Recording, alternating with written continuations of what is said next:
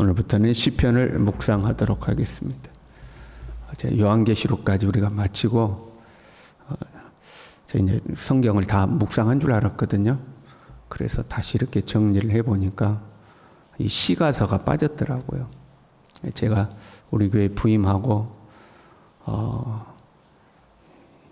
이제 14년 만으로 14년이 된 것 같습니다.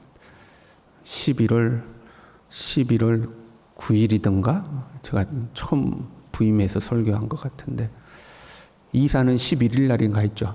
11월 11일인가 이사하고, 이사하기 전에 이제 주일이어가지고 설교를 했던 것 같은데, 만으로 11월 9일이 되면 딱 정확하게 14년입니다. 만으로. 횟수로는 뭐 15년 이러는데,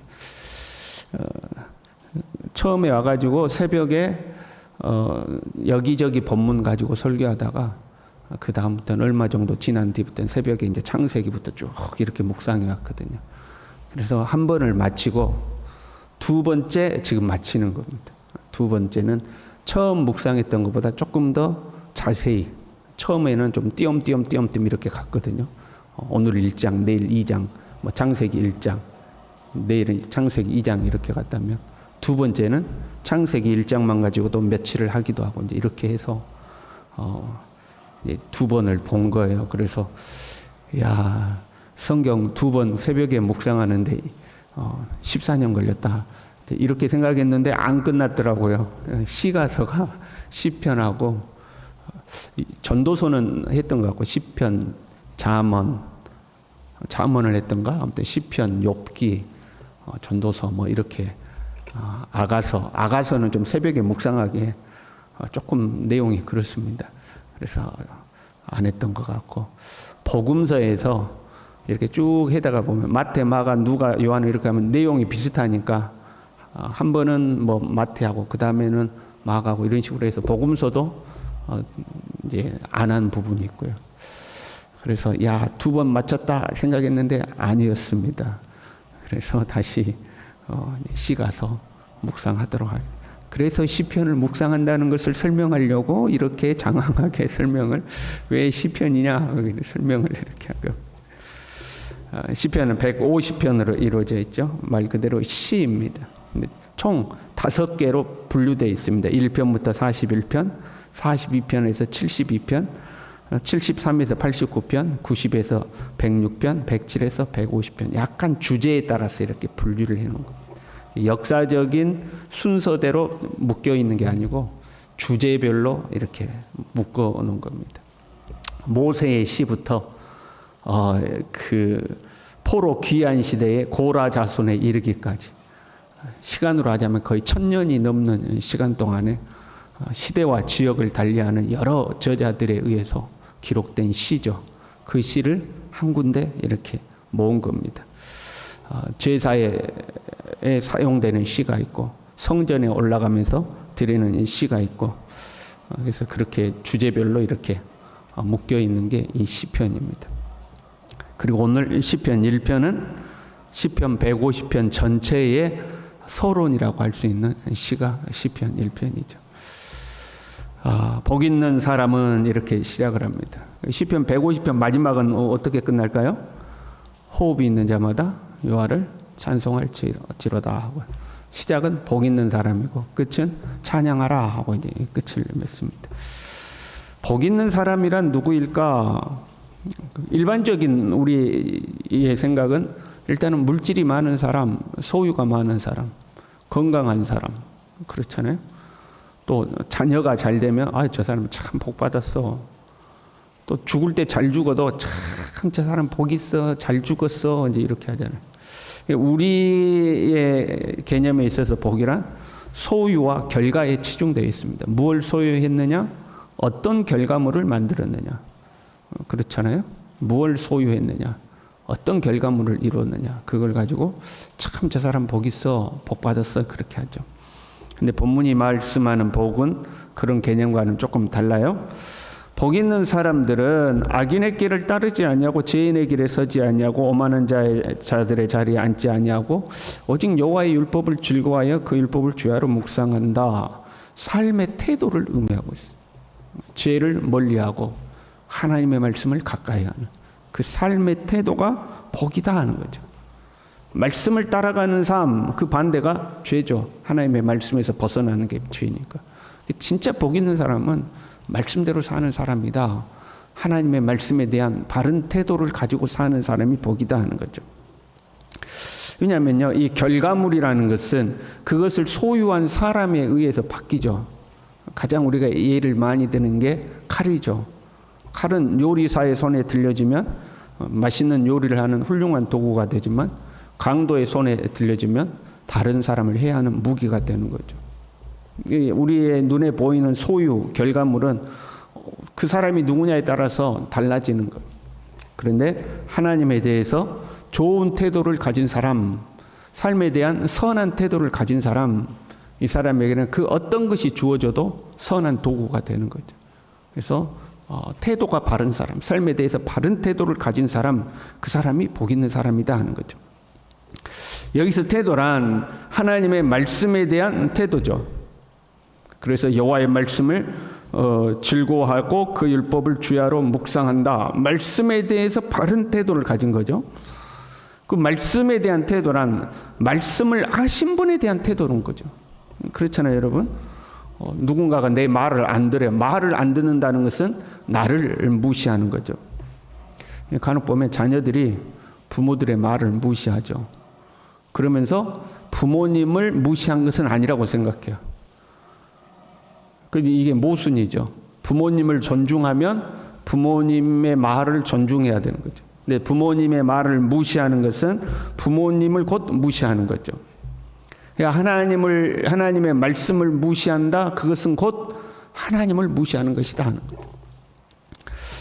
하나님을 믿는 것과요, 하나님의 말씀에 온전히 순종하는 것을 별개로 생각하는 사람들이 의외로 많이 있습니다. 나는 하나님은 믿어. 그런데 삶은 말씀대로 안 사는 거죠. 그래놓고 누가 이야기하면 나는 하나님을 믿는다고 그래요. 자기 나름대로 멋있게 살죠.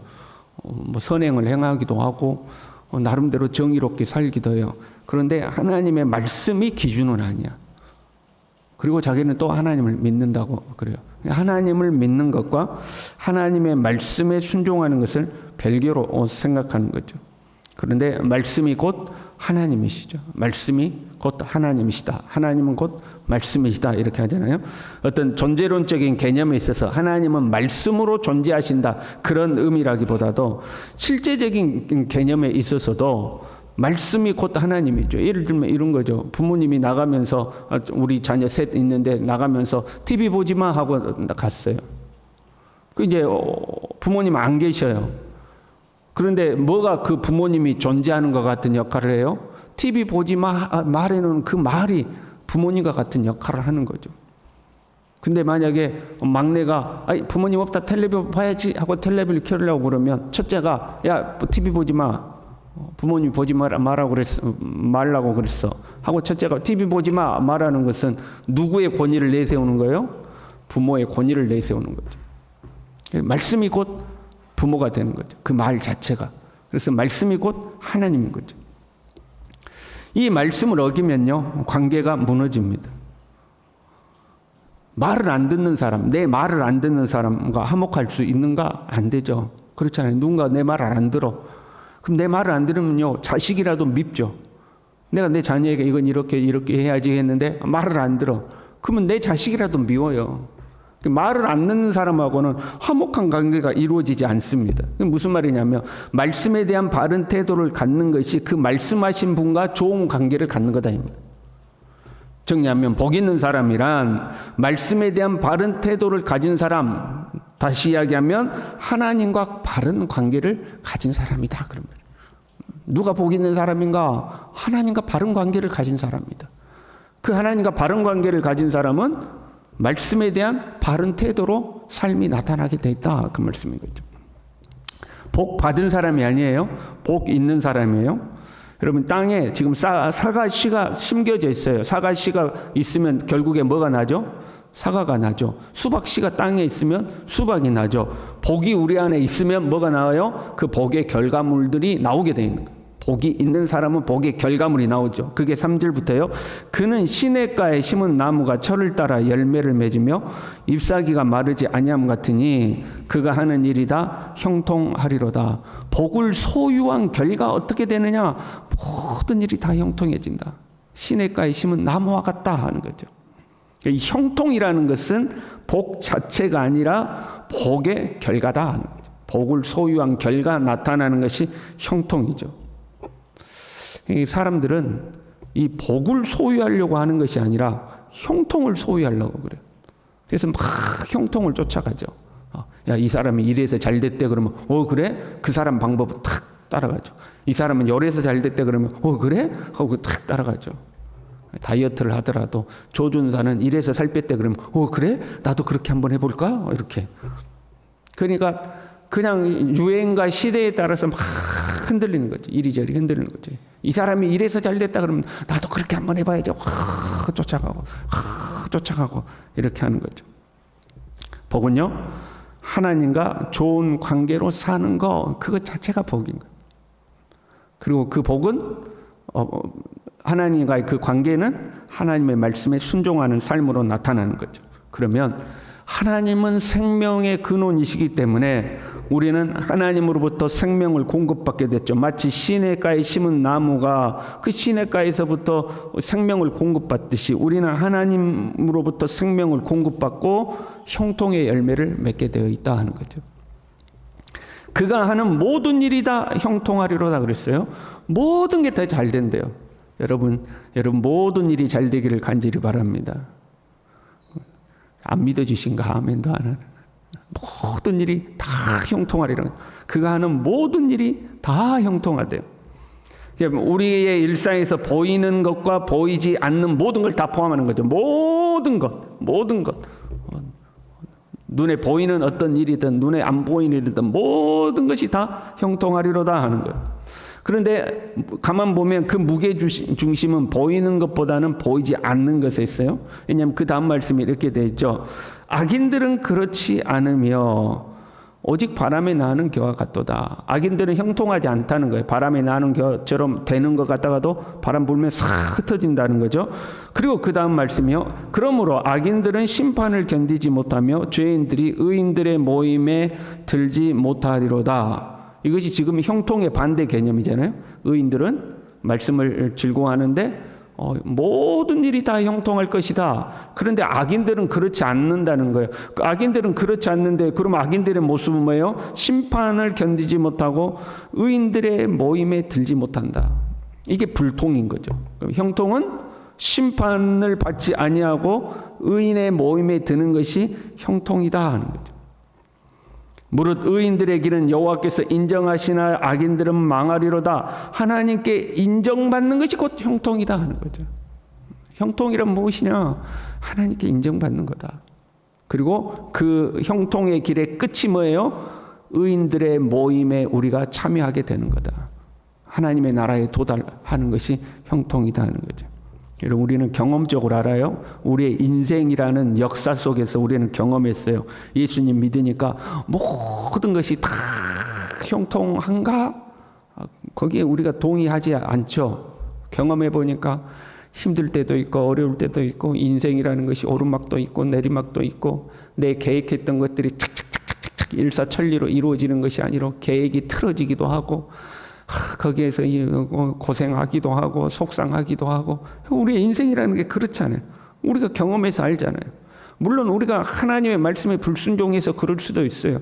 뭐 여러 가지 이유가 있을 수도 있어요. 그러나 어찌됐든 우리는 평생을 예수님 잘 믿어보려고 몸부림치고 살았고 예수님 잘 믿으려고 그래도 그 말씀대로 살아보려고 살았고 그랬더니 내 하는 모든 일이 그냥 착착착착착착착착 했는가? 우리는 그렇지 않다는 걸 알죠. 삶이란 오르막도 있고 내리막도 있고 때로는 아스팔트 길을 걷기도 하고 때로는 가시길을 걷기도 하고 돌부리에 걸려 넘어지기도 하고 흙탕물을 맨발로 걸어야 할 때도 있고 인생이란 그랬다 이 말이에요. 그러나 하나님은 다 형통하다고 그래요. 그럼에도 불구하고 하나님이 인정하시는 길을 걷는 거 그것이 형통이다 하는 거죠. 그럼에도 불구하고 하나님께서 인정하시는 사람, 그래 하고 인정하시는 사람. 그리고 결국에 심판을 받지 아니하고 의인들의 모임에 참여하는 것. 14만 4천의 흰 옷 입은 무리처럼 주님의 나라에서 그 영광스러운 보좌에서 함께 모이게 되는 것. 그것이 형통이다 하는 거죠. 오늘 하루도요, 하나님의 말씀을 즐거워하고 이 말씀을 묵상하고 말씀을 따라 살아가는 저와 여러분들 될 수 있기를 바랍니다. 기도하겠습니다. 하나님 아버지, 주님 앞에 복 있는 사람으로서 주님의 말씀을 즐거워하고 주의 말씀을 주야로 묵상하고 주님이 말씀하신 대로 순종하여 살아가며 때로 우리가 보기에는 힘들고 어려운 일들이 우리의 삶에 찾아오지만 하나님이 보시기에는 인정할 만하고 하나님이 보시기에는 형통한 길을 걷는 하나님의 사람들 다 될 수 있도록 우리 모두를 붙들어 주시옵소서. 예수님의 이름으로 기도 올리옵나이다. 아멘.